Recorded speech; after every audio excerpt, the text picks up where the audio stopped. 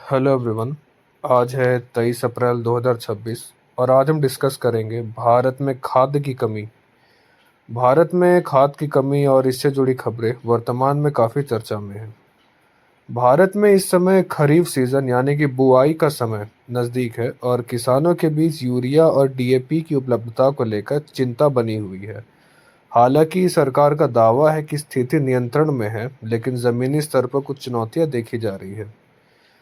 इसके चर्चा में रहने के 3 प्रमुख कारण हैं। पहला, पश्चिमी एशियाई संकट।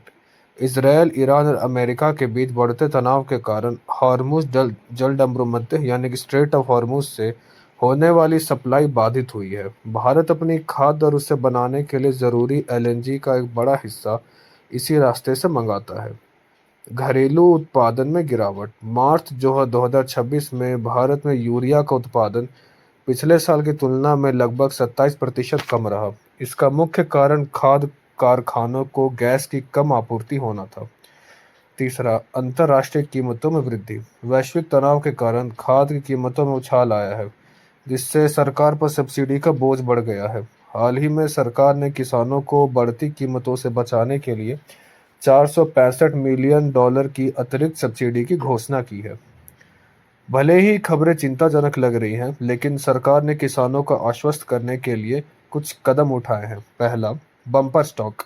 सरकार के अनुसार देश में फिलहाल 180 लाख मीट्रिक टन खाद का स्टॉक है। मार्च 2026 तक यूरिया का स्टॉक 61.14 लाख टन था, जो पिछले साल 55.22 लाख टन से बेहतर है।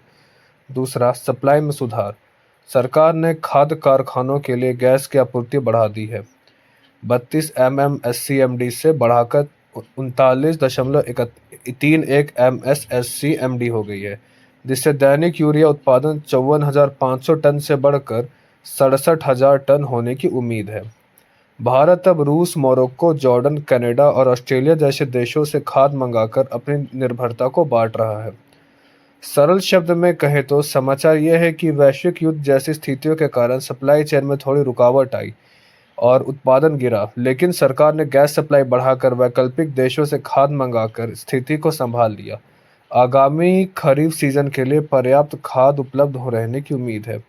किसी भी तरह की कालाबाजारी से बचने के लिए सरकारी सहकारी समितियां कोऑपरेटिव सोसाइटी से ही खाद खरीदें और नवीनतम सरकारी सूचनाओं पर नजर रखें।